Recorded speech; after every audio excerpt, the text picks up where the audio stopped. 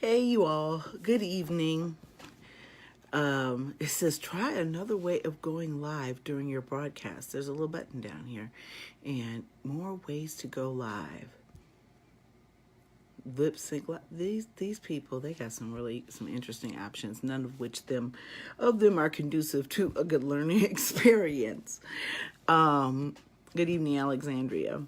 I just did 2 readings this evening, and normally, after doing 1 reading a day is enough for me. Never been one of those types of people who would want to connect like that on a spiritual level very often during one's day.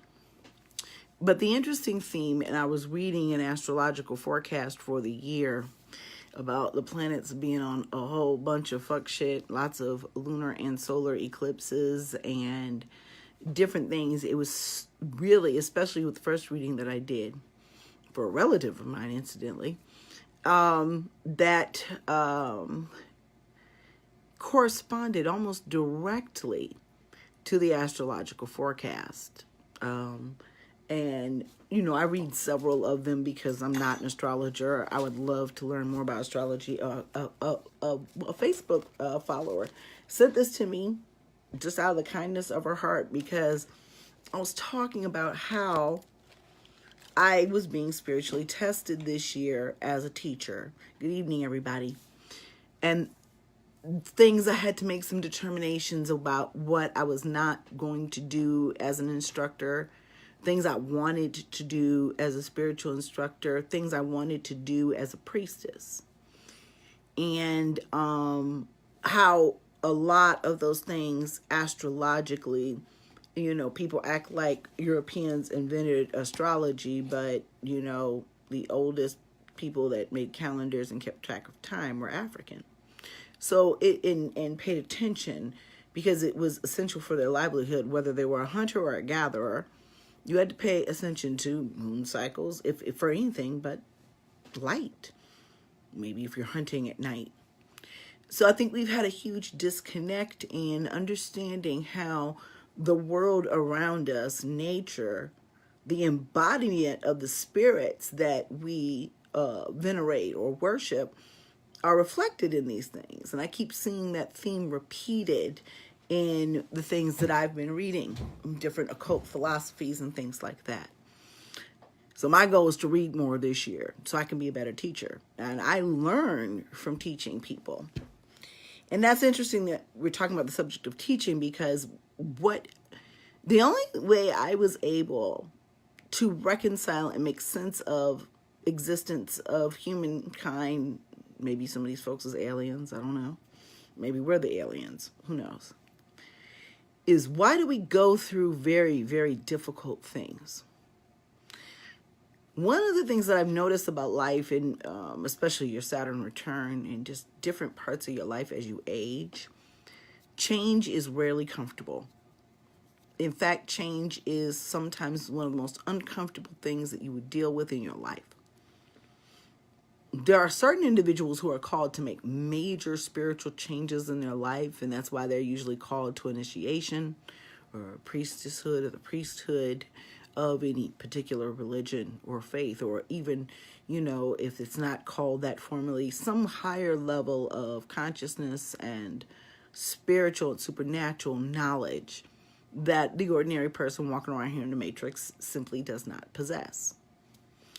And often when we are called, we go through some shit. I see Robert Lucas is on here. Robert can tell you some shit about when Spirit's trying to get your attention and how to make major changes in your life as a result of what the spirits are telling you. And sometimes, more often than not, most of us have to be knocked upside the goddamn head to pay attention. Some of us have to almost die. When I was in Haiti, I fell into a 6-foot hole. And Spirit told me, you're going to fall in a hole. And I thought they meant the hole that I was passing because our Chevo is still under construction. And I'm not going to give you all the details of the story, but I'm going to tell you this. When I was pulled out of said hole, I could not walk. I was asking to go to a Haitian hospital, and they were looking at me like I was crazy because you don't go to a Haitian hospital, I guess, if you want to live. And you get healed by a Mambo or Ngan if you want to live. Okay? And I was healed. Short story, I was healed. I was able to do things physically that I could not do before I fell down that hole. Change is very, very uncomfortable. In order for us to evolve, I don't care if you look at it from a spiritual perspective or from a mental perspective, you got to go through some shit. Everything in life is a test. And every single religious philosophy out there states that how you live this life will result in your next. So let's think about that. Christians teach it. Voodoo Sants teach it. Buddhists teach it. Hindus most certainly teach it. There's no religion on the face of this planet, and that's when I want to look for a universal truth. That's a universal truth. There are very few things that are universal truths. Some of them are just truth to people in their own reality. But the universal truth is how you live here determines not just this life, which is very, very important, but what type of ancestor you're going to be, what type of angel you're going to be, what type of energy you will evolve into.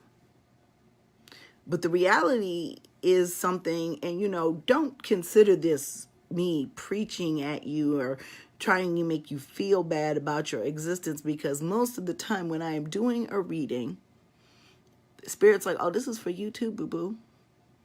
Get you a word. So, it's really nice when that can happen to you in a reading, readings. I think a lot of people have fallen into the Hollywood trap of what a real psychic or spiritual worker will do in a reading. Now, you get a reading from somebody and it's all, I don't even know how to explain it, like oogie boogoo, spooky or whatever, meant to terrify you, to buy products or services. I'd get a second opinion. I'm not a real fan of hopping around from reader to reader to reader. But if somebody's not keeping it incredibly real with you and you feel like you are being scared or intimidated, you better find you another reader. There's nothing wrong with that as long as you're not trying to find a different answer because you didn't like the answer. So when you get a reading from me and somebody made a comment in my customer group because I posted my 2019 forecast, and she's like, but I just don't want you to read me for, read my whole life or read me for filth. But I'm like, then you didn't get what you paid for. I mean, if you feel like you're going to get read for filth, well, why, what are you doing that would even make you think that that would be a possibility in a part of your reading? First thing you want to think about. Because I don't get paid to lie to you. I don't like having to tell people that the things that they desire are not going to come to fruition, especially in the way that they think they are. What you have to understand is life is a test. I went back to the story of Job, because all of us former Black Christians understand the story of Job.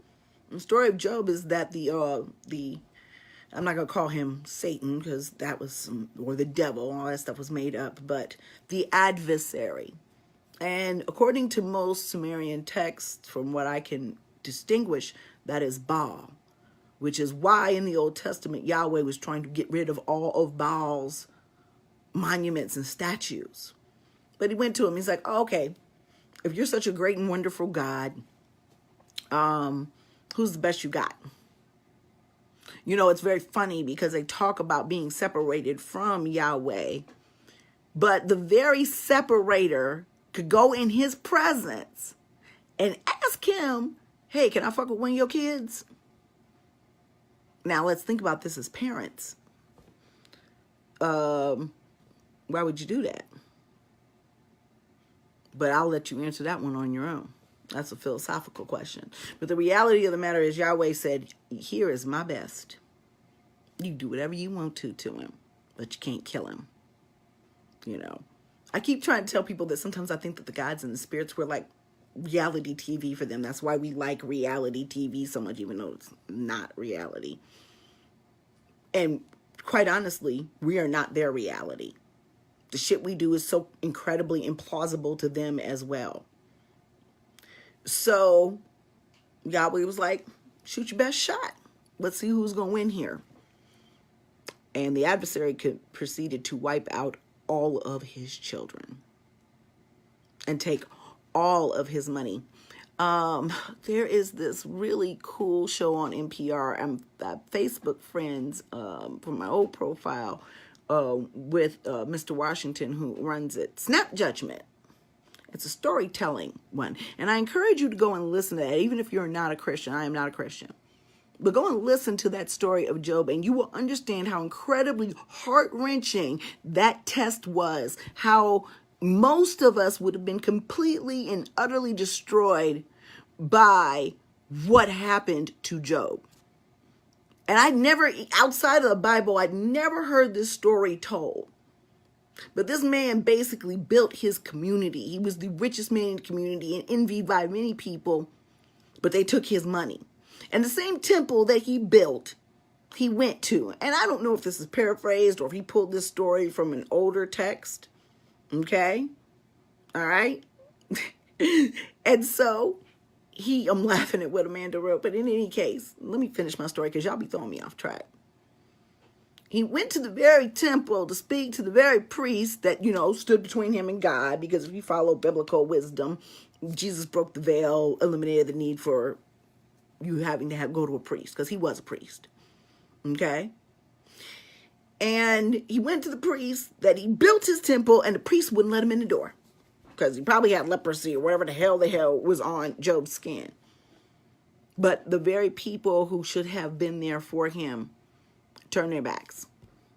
And so that was a really big lesson, because remember, I posted that today, Maya Angelou. When people show you who they are, believe them the first time. I'm sure Job knew good and goddamn well that these people weren't no goddamn good. But he thought, if I'm near death, that at least they can help me. Even his own wife said, curse God and die. Your life ain't shit no more. And even though he survived that test better than most individuals would have, that's why I think it's probably a damn folktale, fairy tale, because I don't know any human being who could deal with that type of curse. Now, let's think about that. When you go through a major change in your life and it is traumatic. At the time that you went through that trauma, you were definitely going, why me? And, it's hard not to ask that question. But then I really, especially with these first world problems, I really have to stop myself from that mentality, because why not? The question is when that happens to you, that trauma can either cripple you or it can transform you. And there's no judgment either way, because there are certain things that, you were saying you went to seminary school. Yeah. I will have to talk about that offline, because I don't know. All I know is the story I was told and how it was retold. I'm never, ever going to be the one that will testify whether somebody's sacred text is valid or not, because it's valid for them. But what I'm saying is that even though he came through that challenge, the worst possible tests a human can face, the loss of all of their children, every single last one of them, and people have done this, he got double back. But I can guarantee you that getting double didn't replace her children that died. So there was a lesson for him in what was important and what he should maybe be investing in and what he shouldn't be investing in. But at the end of the day, the one thing that he knew was that his faith was sound. Right. You can get twice as many kids back, but that's not to say that he still didn't suffer. That did not say that he was not transformed through that suffering. Suffering is not something that should be glamorized. You know, the struggle love that people talk about so often. And I try to tell this to my children. You know, I understand in order to learn things, my daughter taught me a valuable lesson. I was like, why you always have to learn the hard way? And she's just like, because sometimes you do to learn. Sometimes you can't get that lesson unless you go through it. You can always sit on the outside and observe and maybe avoid that lesson, but you'll never have that lesson. Okay? And so I can tell you, and I know y'all, I've read for enough of y'all, and I know me, that there have been times where you just be like, oh, fuck it, I'm going to do it anyway. And thinking, yeah, there might be some ramifications, but not really counting on the shitstorm that became your life as a result of the decision that you made. Now, that decision could be maybe counted as a mistake. Okay? The first time. And that was designed to teach you something. Okay? But if you don't get the lesson, you're bound to repeat that mistake. And some people can stay in a cycle of being tested and failing their entire lives. So I think with anybody who has made great change and anybody who has really matured, and it's a constant cycle of maturity, okay? Yeah, you get left back a grade several times. Because at that point, it's no longer a mistake, it's a decision. And something has put a blockage in front of you where you can't see the forest for the trees, much less the spiritual assistance is guiding you to go in the absolute opposite direction. I know that, number one, we tend to do it with romantic relationships. We think that, and we do, as you should. You should not take the baggage of your last relationship into the new one. But you go into it with these rose-colored glasses that it's going to be different this time. But you're not different. The situation isn't any different. The red flags are still the same. And you still have on the blinders. So I'm always pressed. I sweat myself. That's what my bosses used to tell me all the time. And I had to, as I got older, let that go because it would kill me. I mean, I had high blood pressure at 27 years old, and while it was hereditary, and stress-induced diabetes at 40, and it's all for my spiritual awakening. 40 was a crazy fucking year for me. I married a man that I'd known for 8 weeks. Fresh off a nervous breakdown, mind you. Okay?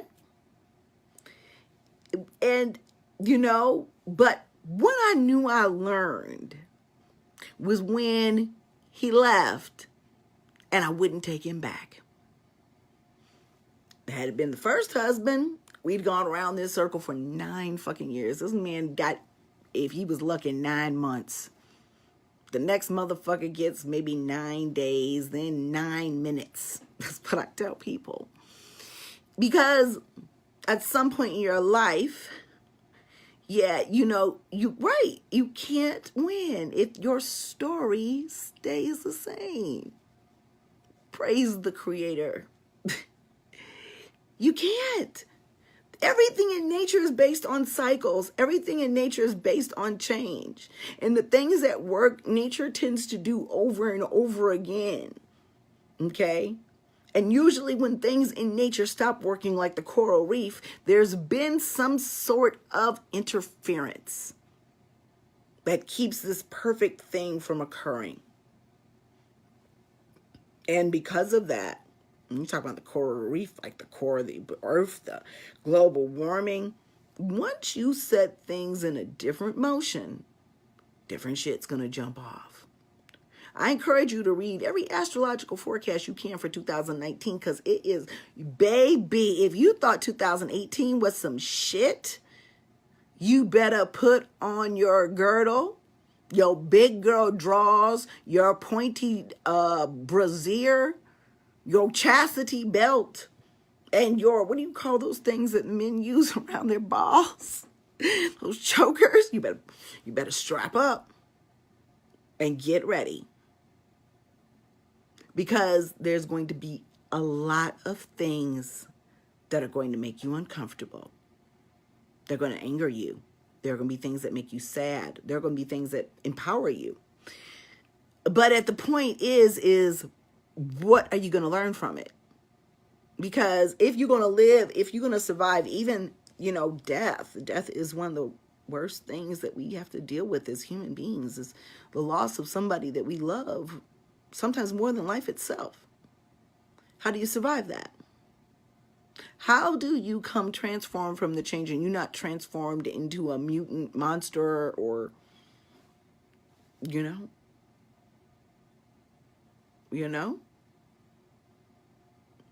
Yeah, yes, I accept love offerings. Liz at biglizconjure.com. That's my PayPal address. Send your love gift today. It's Christmas and I got grandkids. I went to Old Navy today. That was my test. And I didn't lose my temper. I did not lose my temper when I should have. Because they was trying to say I didn't have as much money on my card as the computer just told me I had on my card. I use that card like once a year. And they couldn't find my rewards. And the Wi-Fi signal sucked. And after I reset my password 5 times. And at the 5th attempt, the fucking dude at the cash register finally said to me with his stank breath, lazy ass, do you want me to call the 800 number?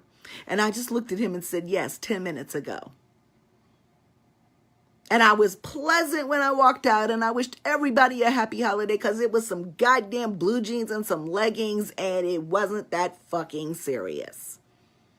For me, somebody who really works really hard to do the best I can by customers, exactly. Most people would have flipped, but fuck flipping. Fuck your energy exchange with people who are going to probably laugh at your black ass when you leave. You see her ass, she no home training. Typical. Yeah, you know how they are. Typical nigga bitch. You know how they are. So what, it doesn't behoove you to be like, I've taken that approach with my job, and I'm working on very, very hard of taking it with my children. Because, I got the type of hard heads that I'll talk. I always start off talking, but I'm always hollering because that's the only thing they hear. Because I'm like, hey, you didn't hear when I asked you that a millennium ago, or when I asked you that last week, but you turn around this week and do the same goddamn thing again? Yeah, shopping online is fun, but not when you like me and you procrastinate that shit to the last minute. Won't shit be under the tree. I keep saying every year, and that's my test, do it differently. Save $50 a month. So you have a little money for the kids. Kids like Christmas. Everybody should have something to open on Christmas if you like Christmas or Yule or whatever you do. It's never really been a big religious connotation in my family. We all know it was a pagan holiday, and most of my family didn't celebrate Christmas for decades because of it. So I grew up knowing pagan holidays. I can name them all. But the reality of the matter is, back to change. Change can either crush you or it can transform you. And that's like real, like if you want a human equivalent of alchemy, where you come out of something quite different and you were forged by whatever the fuck it is you went through. That does not make bad things good. Just cause everything happens for a reason doesn't mean you're going to like it. Just because the world ain't fair doesn't mean that you can change that. we'll get answers for these types of things eventually. But what you have to keep in mind is and people get mad with all these sayings because it triggers an anger inside of somebody when somebody says it is what it is.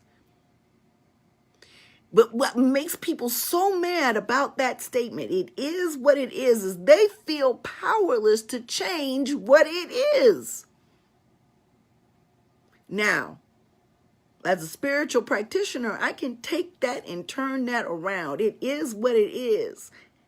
And I get to say what it is. My ancestors, my spirits get to define what it is. And people miss that, especially when they come into these religions with no idea what they're really about because they saw magic on TV. You know, I had someone who looked to be very, very, very Caucasian inquire about voodoo today. I'm like, well, you know, this is a closed ancestral tradition. You got any African ancestors that practice voodoo? And she said that she did. For me, I'm going to need to see a little bit of proof, but even a DNA test can be marked up. But people have to understand. When you go on a spiritual path and you seek something, just because it sounds interesting and exciting and powerful doesn't mean that it's for you. So therefore, when that happens and you force a square into a round hole that's too small, there's going to be a lot of discomfort.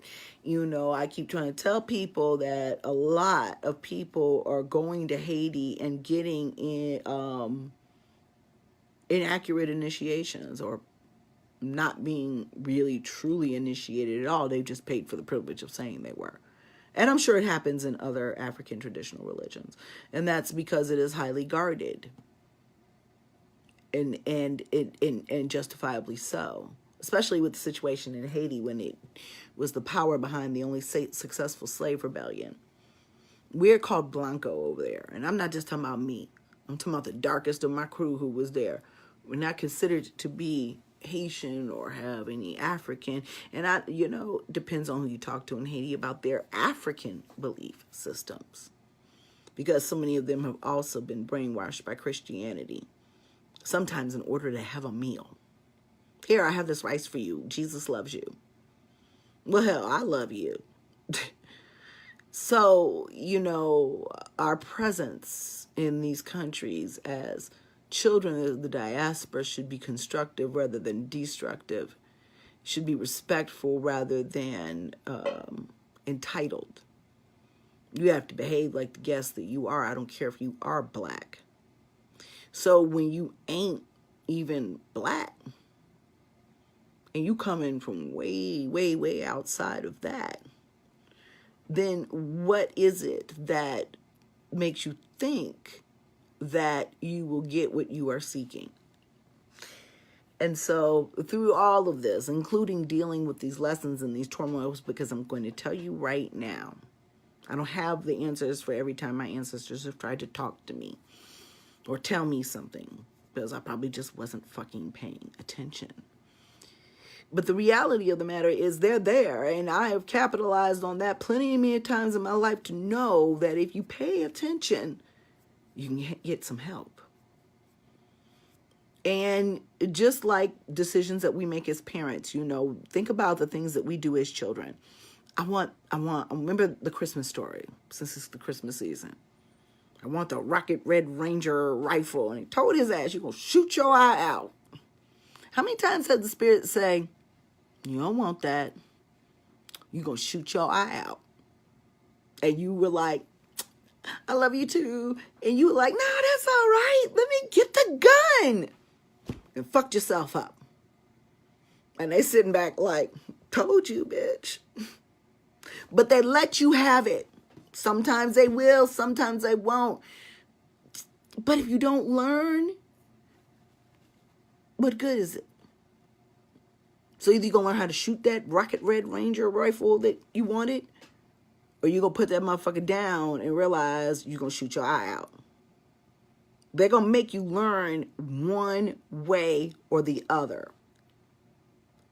Now, whether we choose to acknowledge that we have been given knowledge, and then this is the great one, because we know this, we see this all the time. We see it with pastors, we see it with TV personalities, we see it with celebrities of all kinds, we see it within academics, we see it definitely in politics. We see this everywhere, where you know better, but you keep doing that same shit because it's easier to be that asshole. Because change requires pain. Change requires change. Change requires doing things differently. And for human beings, for whatever the reason is, it is easier for us to sit in our own shit than to get up and wipe our ass. But diaper rash occurs. You sit in your own shit long enough, it's going to start eating at you. Literally eating your flesh. So, and that's how children are potty trained. I tell people all the time, don't put your kids in them fucking pull-ups. Anytime a little motherfucker can walk up to me and take off their pull-up and tell me that it is wet, it is time for you to go and get your ass on the toilet. And that is why an ideal time to potty train your child is 3 years old. That's why you'll see a lot of the daycare centers say, 3 years old and potty trained, because they know that a child younger than the age of 3 is still developing the cognitive process not to have accidents.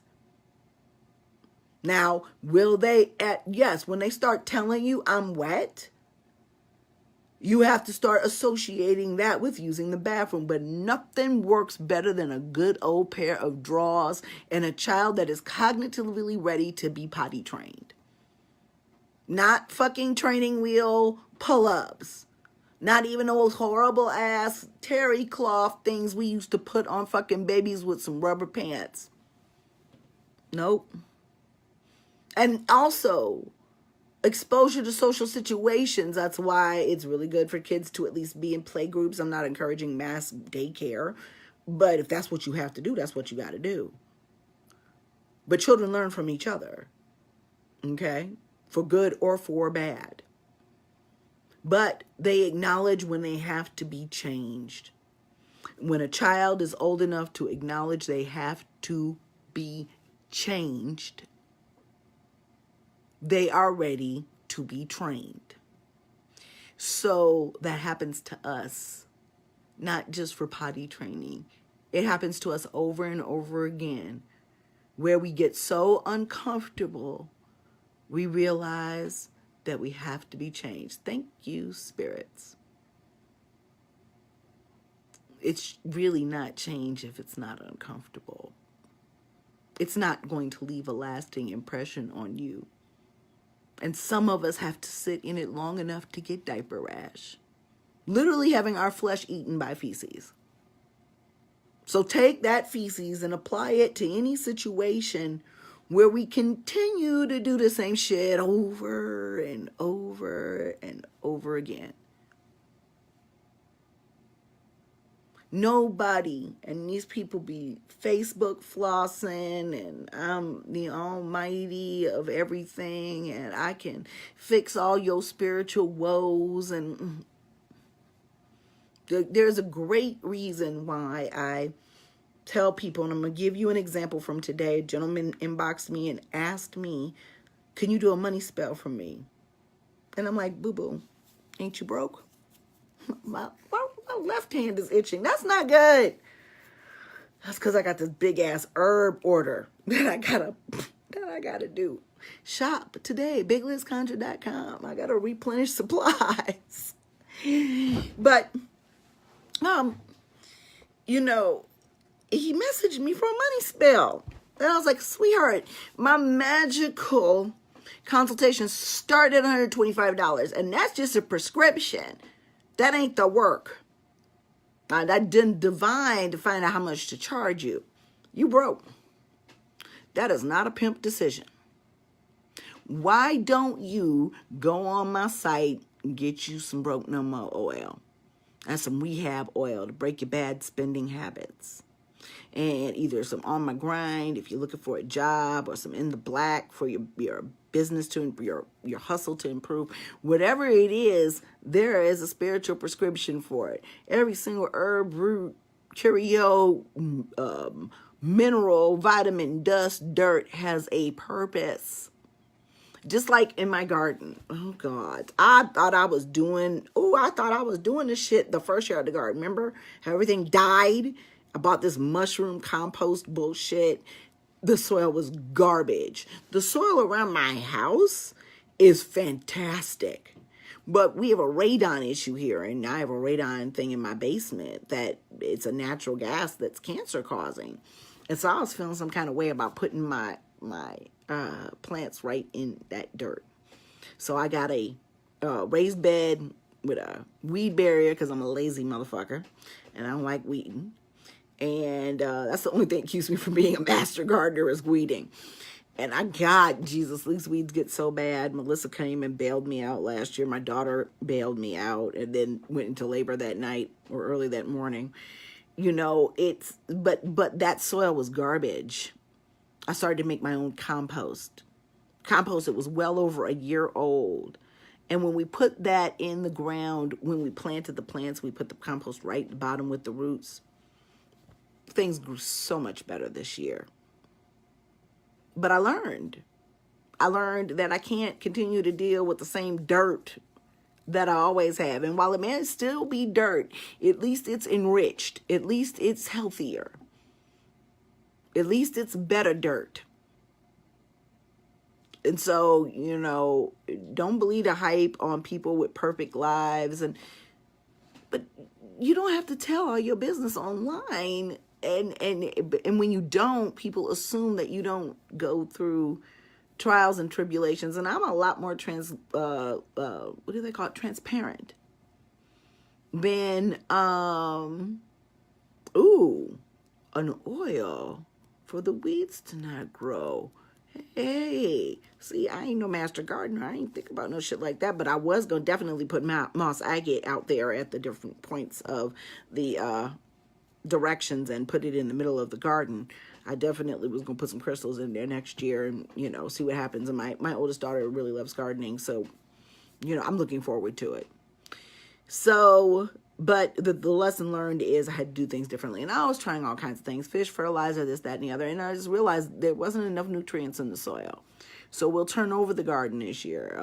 Probably consult some gardening books and see about covering the soil with compost for the winter, cutting back the plants, like the lavender, which is hopefully going to bloom next year, and how you can prepare your garden for winter. That is, if I get a minute to breathe. But I know if I don't, and my garden's not a success this coming year, well, that's because I didn't plan. Because I've learned that lesson before. So now it is not a mistake. It's a decision. And a decision I may have to make. Say I don't get any help doing it, or I'm too busy. The garden's going to be what it is. So let's stop to think about this. Because your life is the things that you grow. And if I had that same opinion about my life, then what I'm going to put into it is what I'm going to get out of it. And if I did the minimum and I suffered or didn't do as well because I did the minimum, how can I expect to do the minimum again and have a different result? Doesn't make sense. That's what they say, that the definition of insanity is making the same decision over and over again. Okay, you got the spirit, and expecting a different result. Man, let me tell you something. I tell people that we go through bad things for the test. Some of these tests we will pass. Other ones we will fail miserable. Other ones will get a C. But the ones where we come out changed, transformed, and we do better are the most effective ones. And sometimes they are the most painful ones. And Amanda, everybody's tired. You don't think everybody else who's sitting here right now, soul is tired? So, what happens when you're tired? Well, this is my perspective. Just like I tell people who take my hoodoo classes, you're getting hoodoo according to my practice, the way I was taught, the way I've researched, the way I understand it, divine inspiration unto me. It's going to be different if somebody else teaches you something different. So for me, exactly, fall down 7 times, get up 8, exactly. Tired? Go take a goddamn nap, get up, and try to start over. I've been going to bed earlier and earlier, even though I hate it, because my ass love to be on the internet at 3, 4 o'clock in the morning. You know what? You spelled take a nap wrong. Yeah. Some people get tired, y'all. I have someone very close to who may be possibly suicidal that I'm trying to get help for. There's no judgment in that from me. There are certain traumas and certain trials and certain things you can go through in your life that you will never, ever recover from. Why does this happen? Because everybody fails a test sometimes. It just depends on the test. And there are other people who will be victorious. See, I'm just ornery. I'm stubborn. And I'm not going to let life fail me or allow me to fail life. Because for me, and everybody thinks differently. Right. You lose people. And for me, some people, when they lose people that they love, they want to be with them. They want to die. And other people want to live. The loss of other people make you take a look at your life and decide how you want to live. My 27-year-old cousin, who was a mailman, was warming up his car to go to work where he was gunned down in front of the house he grew up in an area that is gentrified. And we do believe that it was the boyfriend of somebody, or ex-boyfriend of somebody that he was dating. We never found out who did it. Both of them disappeared. Poof. This boy had never even been kept after school. I thought about it the other day. I'm like, no, none of us, not a single person in my family will ever recover from this. When they told his mother, she fainted. She just fell out on the floor. She was at work. A place where she had worked third shift for the past 35 years. When the neighborhood was horrible, on the bus, on the fucking CTA, and nothing had ever happened to her, not so much as a purse snatching. But now you got the developers coming over there asking to buy your house for, $500,000. And now all of a sudden your son gets murdered in front of a house. And so, not to dwell on the tragedy of it, because that exists to this day. Nothing's going to change that. Nothing's going to make any of us feel better about that. But I saw something in my family that I hadn't seen in a long time. Most of us made the decision not only to live, but to live differently. His sister got married, moved to Hawaii and back. They're back here now. My cousin and I were the last 2 people. I realized when my family gathered that we all lived in different places except for me and my cousin. We were the last 2 people in the family to live within the city limits of Chicago. We moved on the same day, the anniversary of my mother's birth in 2015. And I came back to where my mother's people were from, where I'd been raised as a child. I came back to Ohio, and she went to south suburbs. But anywhere but inner city Chicago. And the funny thing is we were the last 2, and I had been talking about it for years. And I asked my sister, what did you do when you wanted to move? Because she had picked up and moved to Georgia on me a few years before that. The hardest thing in my life was calling her and telling her about my cousin being killed. I don't remember anything but screaming after she dropped the phone. But I will tell you this, it was a gratefulness in her heart that she had been able to leave.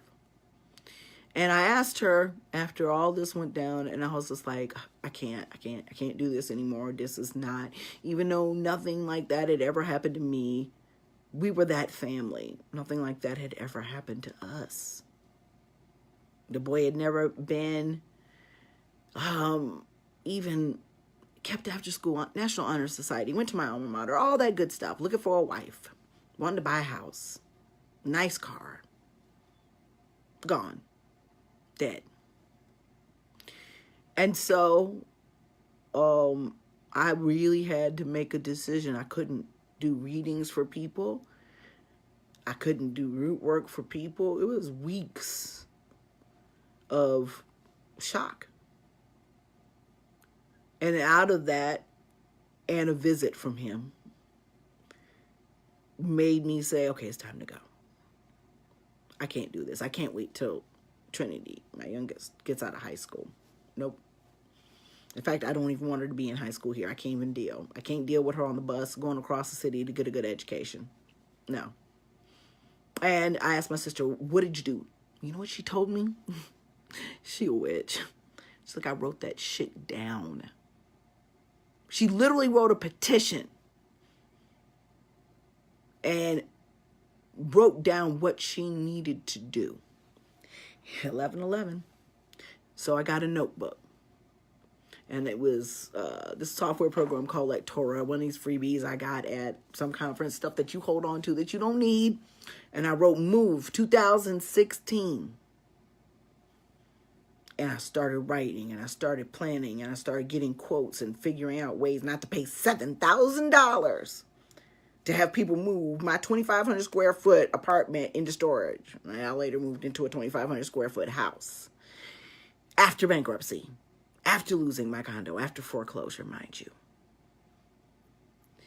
And I asked her, and she said, I wrote it down, and I started writing it down. And then the next thing I know, I crossed out 2016 and I put in 2015, and a bitch was gone. Because of something so fucking tragic that I had no choice but to transform every aspect of my children and my grandchildren's lives. Not because I wanted to. I like Chicago. All my friends were there. There's botanicas galore.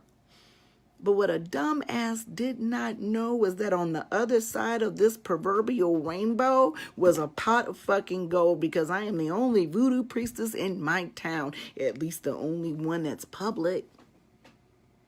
Every single occult store has or currently carries my products. When I had the first Black Witch Circle meeting here, there was not room to sit down. There is no shortage of my people here and near here that want to learn. So not only did I take control, I let my spirits take control. Because I was a practitioner at that point. And I was just like, after I had to tell my cousin who came to my bedside, because everybody kept calling him, came the night of his funeral, kneeling, because he was 6 foot something, so he would be more at eye level with me, but his head was down, and he had on a gray hoodie. And I called his sister the next day, and I'm like, did your brother have a gray hoodie? She said, yeah, him and mama had the same hoodie, and they would fight over which one was theirs. And so I knew who it was. But I'd also told him, hun, I know people keep calling you, but it ain't time, and you wasn't ready, so go get ready. And he left. These are the things that make me do what I do. Okay? And yeah, and he came to my bedside because he didn't want to let go. But also, I think that he was also warning me because he had his head down. And for all of the adjustment and the trials and tribulations that me and the family have had as a result of making this move, it is still the best thing that I could have ever possibly done for them and myself. You know, my mentors were still in the town where I was. And even though you part ways with your mentors, you really kind of be uncomfortable being direct competition in the same geographical space. And moving here enabled me to create a company that is now international. I have customers all over the world that I would not have done probably as aggressively if I was in the same space as them, out of respect, no matter whether we got along or not.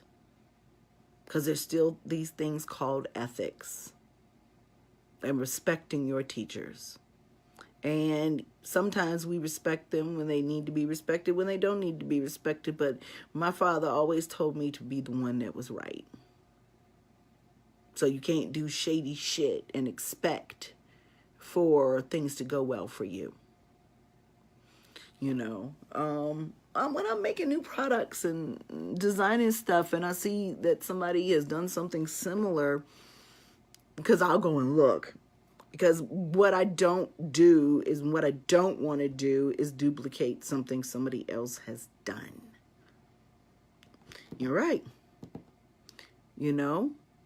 Yeah, Miguel's from Australia and New Zealand. I shipped to China, for goodness sakes. I ship places I want to take my black ass to. I'm making friends all over the world because I got plans, boo-boo. And I think that it is important for you to plan. But make your plans based on knowledge, not on baggage. Learn and transform from the changes that you've had to go through without becoming a bitter bitch. Because bitterness is only going to create blockages for you. It's going to create emotional walls. People confuse that lack of bitterness with forgiveness. And that's not what we talking about here, okay? Use a different word. Don't use forgive. People talk about true forgiveness is letting yourself go of the anger, but that's not forgiveness. Forgiveness is forgiveness. I forgive you. And there's some pretty unforgivable shit that happens. No, you let it go to the extent where it no longer holds you prisoner. I am never going to let go of the fact that somebody gunned down, not just my cousin, but like a third cousin, but at least he was slinging drugs. But this young man, I can't let that go. There's always going to be a part of me that stops in the middle of whatever I'm doing, out of the blue, that grabs me straight dead in the middle of my fucking chest and almost cripples me when I think that that boy is gone. And why he's gone. That's not going to change. How I deal with it is going to change. And honestly, you know, you also have to look at it. You ever go to a funeral and somebody is acting a fool more than the person's own parents? It's like, that ain't your son. Sit the hell down. I was not in a position to be crippled by his murder. That would have been the worst possible excuse not to get up and do what the hell I was supposed to do. But yeah, I could have just gave up on all kinds of shit. I lost faith in a whole lot of things. But you have to understand that when you have really good stuff happen to you in your life, that's your fuel. That's like the gas you put in your car. Because that's going to be the shit that's going to drive you right through this. Knowing, yes, good shit happens, bad shit happens. Things are going to change one way or the other. Things will change. And it depends on whether or not you can hang in there for the good to come back. Because it will. And can you value that good now that you've been transformed, or have you been soured? Because there's some shit that can go wrong in that transformation that can leave you sour and bitter. And that's not to say that something like that won't happen in my lifetime or anybody else's lifetime. But I do know this, and getting back to my original point, because I'm ready for bed. because I'm tired and I'm thinking about Christmas. I love the holidays because all we do is eat and chill and love each other and play games and enjoy our goodies that we asked for because we asked for them. You know, I don't buy my kids, I don't go and take the girls and just get them anything. Every now and then I'll buy them something. But Christmas, yeah, what you want, boo. My mama used to do that. My mother was an alcoholic, and she was the sweetest, best mother in the world when she was sober. But when she was drunk, she was the cruelest person I knew. But at Christmas, my mama would hand us the toy catalog, knowing good and goddamn well she wasn't going to get everything. But damn, she really clowned. She's like, circle what you want. I don't want to guess. You never knew what you were getting, but you was damn happy that you got it. And so that's just why we love the holidays, because there's so much bad shit going on out here that you need fuel. You need to regroup. And it's horrible that the holidays are so bad for so many of us, because that is really the time you need. I am off from my day job every day next week. Bitch, gonna make it happen. Running behind on the orders a few days, y'all. It's crunch time. I will catch up this weekend. My daughter's taking some time off because she has some things she had to do. So I'm a few days behind, but y'all get your stuff. But the reality of the matter is, you got to prepare for change. Preparing for change involves faith for a lot of people. Not everybody has faith. Not everybody has a religion. But I'm considering the audience of the occultists that I'm speaking to. You have faith in something, even if it's your wand, even if it's your own divine power, your ancestors, your spirit, your Orisha, your Loa, whoever. If somebody asks me to do something, but they throw shade and be like, well, I don't think you can do it, but can you do it? I'm not really motivated to do it for them. But if you really believe that they'll help you, they will. May not be the way you think it should be. And that's the hard thing to deal with. You don't realize you are blessed if you get somewhere down this road and you come to the realization, oh, that's why that shit happened. So what I ask for in my life is clarity and discernment, so that when the bullshit rolls downhill, that I don't want to wait till I die to get all my questions answered, that in rapid succession, I come to the realization why that shit happened. So I can learn, get out my feelings, and keep it moving. And people don't like that about me. There's a lot of folks that are sitting on this chat that I've known for over 30 years. And there's people that I met yesterday. And y'all know there's people who I have been thick as thieves with on Facebook. And they have clowned the fucking fool on my wall. And I have said, clicker, goodbye. Goodbye. That delete button. The first time somebody shows you who they are, believe them. You will save yourself a lot of stress in the end. And I've tested this by entertaining fools a couple of times just to see how much of a fool they would act, like that Phoenix dude who I told him to stop, and he didn't. And when I made him stop, went into somebody else's magical group to try to put me on Front Street and tell everybody how he wasn't going to buy shit from me. The post got deleted and the moderator started talking to me in inbox, and we cool. So what good did it serve you? But, like I said, I observed this person on other people's walls, on their own walls, and I knew it was only a matter of time before they broke bad. But, you know, this is the thing. It's free country. Don't get butthurt because I don't want to entertain the conversation with you. Yes, if I say the conversation is over for me, it's over. And that's my right. And I can walk away. That's also my right. And you can feel whatever way you want to about it, boo-boo. That's on you.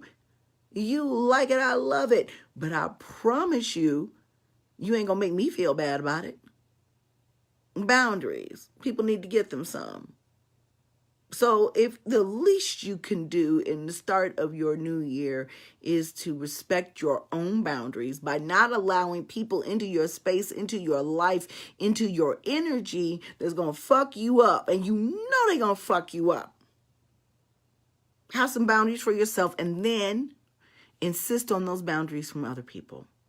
When you set up boundaries for yourself, it's kind of like a fence.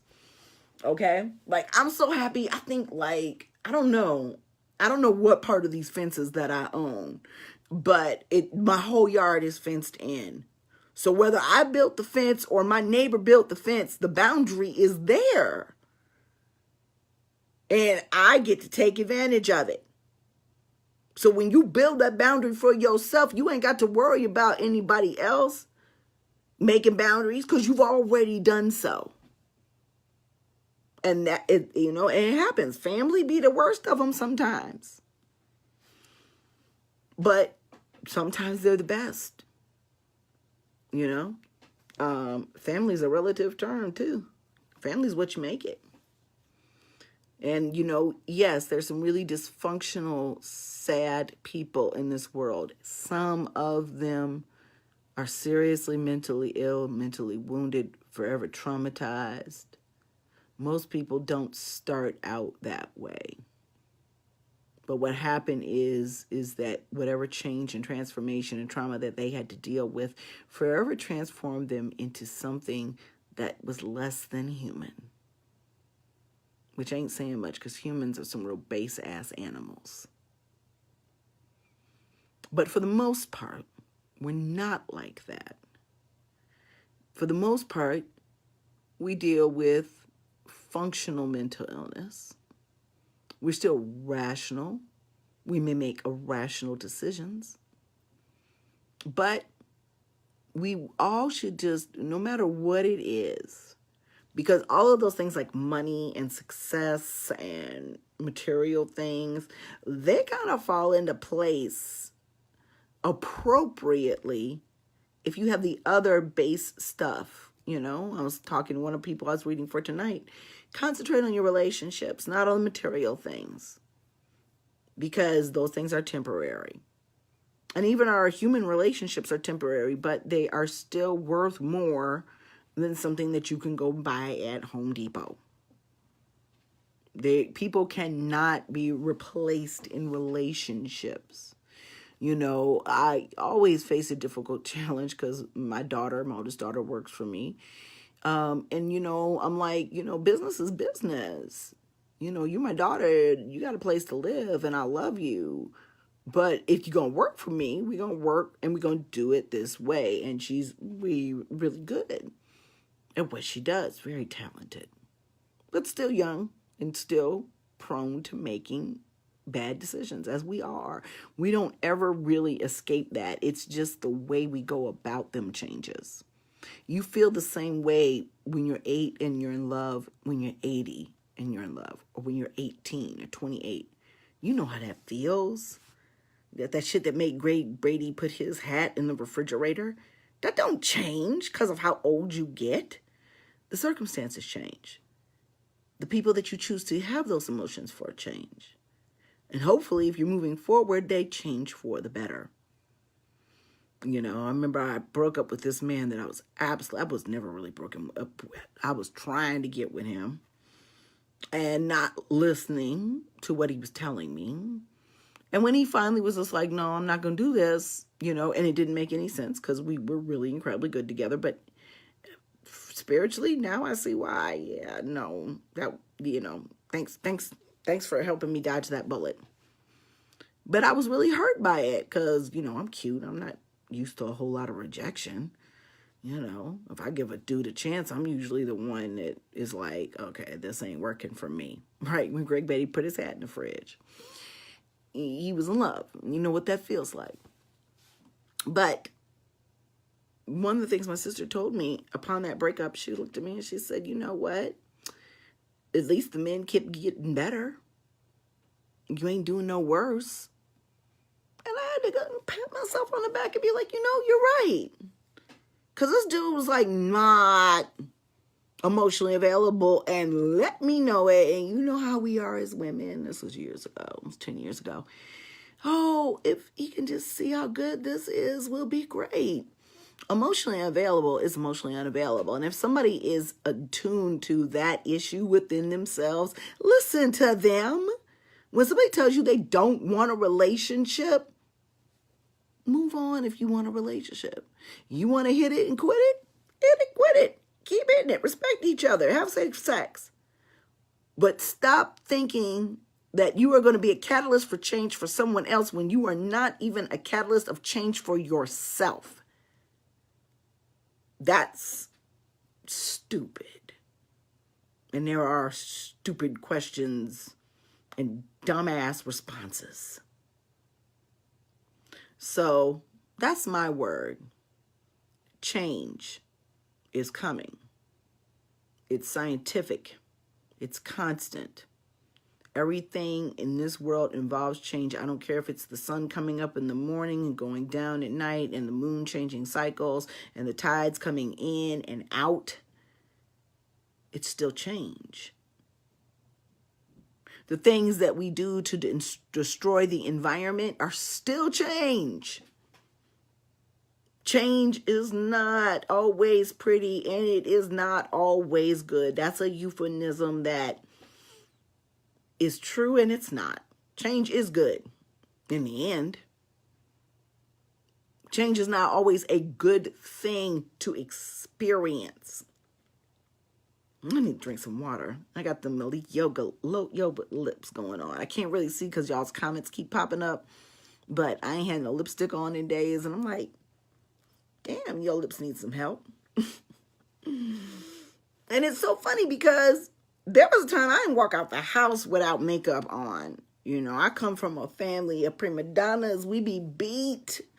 Y'all have seen a couple pictures of my ancestors. Y'all, we don't fuck around. And I just got to an age where I'm like, bitch, I don't even want to put on a bra. And I was working at home. I knew things were changing when I stopped wearing high heels to work because they've always hurt my damn feet. And I stopped wearing makeup to work because I had a child, and I'm like, I'm not trying to get another one. So let me like be as inconspicuous as possible. How about that? We don't have time for that shit.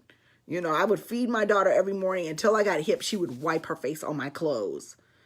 Okay? And so I'd have to get the milk. I'd have to either wipe the milk off or go change my clothes. And so I realized, okay, don't put on the clothes until after the child's fed. Don't put your shirt on. That's learning from an uncomfortable situation. And so over time, I just, you know, I wore a bra because I went to the store today. And I went to the doctor with my daughter, so I wore a bra. But as soon as I came home, I was like, oh, this hurts. You know you free when you put on a bra and it feel crazy, or you put on a pair of high heels and it just don't even feel like you anymore. I still love makeup, though, because that's just painting your face. That's art. But constricting things that make you feel pain, things that don't feed your soul, why do you keep doing them? What is it about you that makes you feel like you deserve to continue to be uncomfortable and made to feel pain? Now, some people know we ain't talking about, you know, your sexual preferences in bed and all that. We ain't talking about that. But this whole, you know, masochism, sadism, I think it's masochism, where you allow yourself to be repeatedly subjected to uncomfortable hardship. Because if anything that this conversation has not taught you is that is inevitable. You can be walking down the street minding your own goddamn business. A woman was walking with her child down the street one day. Another person had a heart attack, ran up on the curb, pinned her child against the wall. Some of the bricks from the wall fell onto the child's head, and the child is maybe still alive today. My friend used to sit with the child when they were sponsored from Poland. That was her job after school. As a condition of their sponsorship was to sit with this child that was in a vegetative state, just to give her some company. That is change that hurts like hell. And there's probably a reason behind it, a deeply spiritual one. And from what I understand, the woman became more faithful, but she actually she was a Catholic, became a real religious fanatic. But, there was a story of a man who was in a coma, and he just got sick one day. He's 12 years old, went into a coma, and his mother, over time, failed her test. And even though we all feel like this at some time, understand that people who are in comatose situations, just like teenagers that don't listen to you, they're listening. And she would say things to him when they were alone, like, I wish you died. I can't do this anymore. I hate taking care of you. And one day that boy woke up. Needless to say, he doesn't talk to his mom anymore. I think he was married. His marriage didn't work out. But understand that what we put into our kids is important, even if they're in a vegetative state. So why should we be any different? The spirits, what they put into us is important, even if we are still in a vegetative state. Because at some point, one day, the light is going to come on. And we are going to wake up and we're going to realize, I'm fucking this up. If you're blessed, if you're smart, you realize I'm fucking this up. And how can I change? Because what I'm going through right now, it might even be comfortable, but it's still unpleasant. And change is uncomfortable.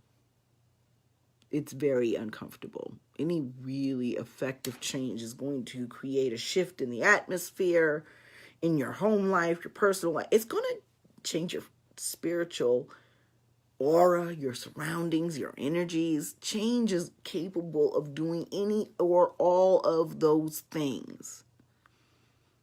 And it's a test. So if you're a person like myself who believes in an afterlife and a divine creator and our moral obligation on this earth, then you will also know that you will be tested. And you're not often. Who likes a test? I was never, even being the smartest motherfucker in the room, I was never that one to be like, are you going to give us our test today? I may ask the bitch if she, gonna take our homework because I did my homework. I want my points. But I ain't never asked for no test. Have you? Anybody asked for a test? No. You don't. But can you do well on the test? That's what's important. Can you do well on the test? So, that's my word to y'all tonight. Inspired by 2 readings that I gave. Things that have me thinking about things I think about all the time. But I was compelled by spirit to come and tell you because maybe you weren't. Or maybe you're just coming to the realization of what your traumas and triumphs have been, or a test. Or maybe that test is still on its way. So you have to determine, am I going to live or am I going to die? Because honestly, it's that simple. Some people don't survive the test. They just don't. I'm glad. When something hits me where I feel like I gotta come and talk to y'all for an hour, it is usually because somebody needs it. And it is my hope that you all will either learn a divination system or trust a diviner like myself to put you in front of certain things. That's not maybe going to keep them from happening. I had to give some really unfortunate news to a client tonight, something that he absolutely did not want to hear. But you can get in front of it. You can still mitigate the damage, or at very least work with your spirits and your soul to emotionally prepare for what was in front of you, because it's better to do that than to get blindsided. It's always best to have some idea about what the fuck you are about to get yourself into. So if that's not the reason why somebody is reading for you, you need another reader. Okay? And you know what, Mikhail? That's another thing I told somebody the other night. This path is forever. You will move and advance in your path upon your death. Initiation doesn't happen for some people in this realm. That doesn't mean that they're not on the path. It is not something that should be taken lightly, and it should take years in your process to come to the realization. That way you don't path hop. You know, I have somebody in my inbox who I warned, stop telling all your business in public. Stop sharing your spiritual beliefs with anybody who will listen. Because you're not ready yet. You don't have the ability to hold water. But you talking about you want to initiate? Being an initiate means you hold shit close to your chest that won't nobody ever know. Except for the people who taught you and the people who learned it with you. So this person then went to another ATR, but then they're back in my inbox talking about they're sorry and they owe me an apology, and the Loa still calling them. And I'm like, so why you fucking around over there if this is where you were supposed to be? Why are you coming to tell me this? You know, he said, I just had to apologize. I'm like, you ain't got to apologize to nobody but yourself, because we told you.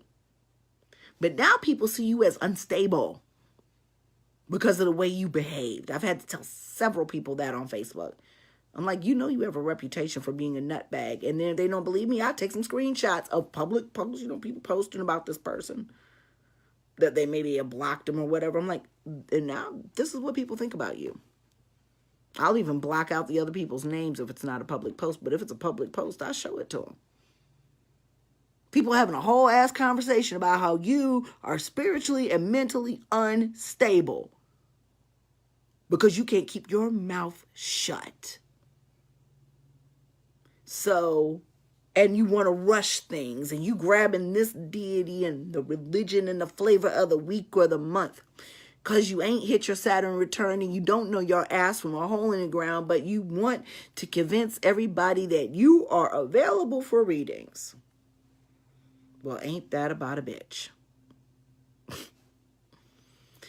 But I was like, we told you it would happen. You was warned.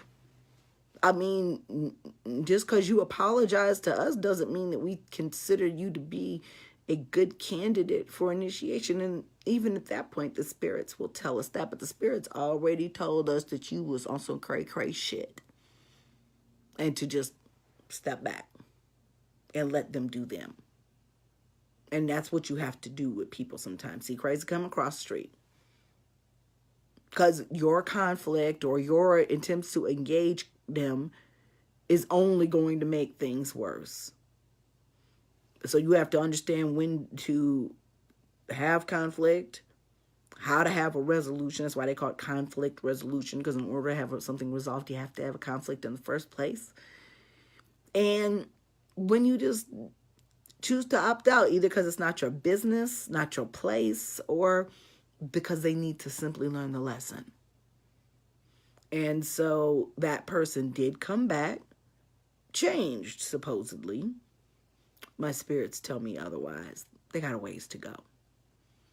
But the fact that they came and talked to me humbly about being very incorrect. Okay, yeah, my mom used to tell me that all the time. We used to have a lot of people who were mentally ill who would, you know, in Chicago, they swing on you. You don't look them in the eye. They were so mentally damaged, and the social services was such shit that all of these mentally ill people were walking, and my mom was like, if you see crazy, cross the street. Because as much as you may feel for that person or you may want to help that person, it's not from a point of ridicule. It's from a point of personal safety. Some of these people are unsafe out here in these streets. So understand that about your relationships with people that you don't really know. And think about that with your relationships with people that you think you know, and then one day they do some shit that's the fuck a red flag. It's what the matador holds for the bull. Big ass red piece of material. Fuck a flag. And then you help them fold it and put it away. We've all done it. People will continue to do it. But there has to be a point in your life, even if the person that is exhibiting the flags is yourself, where you're either going to have them hold the flag, burn the flag, bury the flag, or go and take their flags, toys, and go play with someone else. Because you ain't the one. So I'm tired. I hope that this insight, which is not my insight. No. Even if, I speak from my own experiences, it is what the spirits have taught me through these experiences. And I got a long way to go. I make mistakes every day. But I also make these videos so that I go back and listen to myself. You remember what you told all these people? Now, it's time for you to either man up. Don't be a basic bitch. Do what the fuck you gotta do. This is what I tell myself when I am human. When I make mistakes. When I make decisions over and over and over again that just don't work. I have to say, okay, you really thought it worked. You really thought that in the difference of the circumstances, it was going to be lovely, and you were going to be a different person, and that person was going to be a different person, and that person was a different person, but they were really the same old person all over again. So are you going to do that again? And sometimes, depending on how uncomfortable I've been, I have. Until the point where you get so uncomfortable that you do not ever want to have to deal with it again. And that's the reason why I think we go through shit and not all of it is acceptable. Not all of it is survivable. It certainly isn't palatable. Difficult pills to swallow. But they're going to come. And how we deal with them is what's going to determine our future, both here and beyond. And you're right. When spirit compels you to talk to people, you can't say no. Trust me, I tried to not do this at all. My memoir is going to be The Reluctant Mambo. This was not in the cards. It's not my game plan. And it does make life a hell of a lot more challenging because not only do now I have a company and customers and, just that. I mean, there's lots of people selling magical goods, but then this real responsibility to my faith. And every day I beat myself up. I didn't give them coffee. I forgot to light the candle, and then the realization is, but did you talk to them today? Did you tell them how grateful that you were that they got you this far? That if they never gave you anything else, that you would be okay?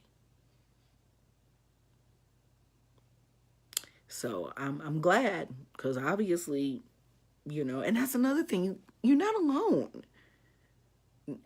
There are so many people that are sitting here who have stayed here through this entire conversation because I like to talk. And there are several people who are going to listen to this and people who are going to listen to it on YouTube whenever I get around to uploading them there. Because I say I'm hard-headed because I should be doing YouTube live. So that poor Melissa, I don't have to pay poor Melissa to upload my videos. But, you know, you're not alone. Everybody's being tested. And I mean, you know, I'm sure there's a fairly, a large number of atheists, but for the most part, people believe in something. And all of those some things, okay, well, make sure you talk to her before you go to bed. All of those somethings say that what we do here is the test. It ain't gotta be fun. It ain't gotta be cute. It ain't gotta be great. But I encourage you to try to make it great. Try to, if you can. Because what else is there to do but live a miserable existence? Try to be great. Enjoy being great. Enjoy your life. Don't fuck with nobody. Don't let nobody fuck with you. And live. But live right. Because remember, we have somebody to answer to. Every single ancestor that died before us, whether we liked them, loved them, or hated them, our creator, our spirits, our ancestors, we answer to them. And I don't give a goddamn what relationship, religion you are in. We answer to spirit. Okay? There's no getting around that. How you answer, how you talk, how you communicate, that's entirely a personal thing, sometimes oriented by religion, but it's still your responsibility. Like my mama says and other people have said, if you don't take care of your ancestors, somebody else will. So, I want to tell you all good night. And I hope that I don't know, I'll probably be on here before Christmas because probably some fuck shit will happen and I want to tell you all about it. Somebody will irritate me or something. But I'm hoping that when I come, it's for joyous purposes, happy things. And I'm hoping that each and every one of us find joy. It's in short supply. And we got to get it where we can. So get in where you fit in. And try to enjoy one of the roughest times of the year. We'll talk about why the holidays are at this time of year another time. Take care. Good night.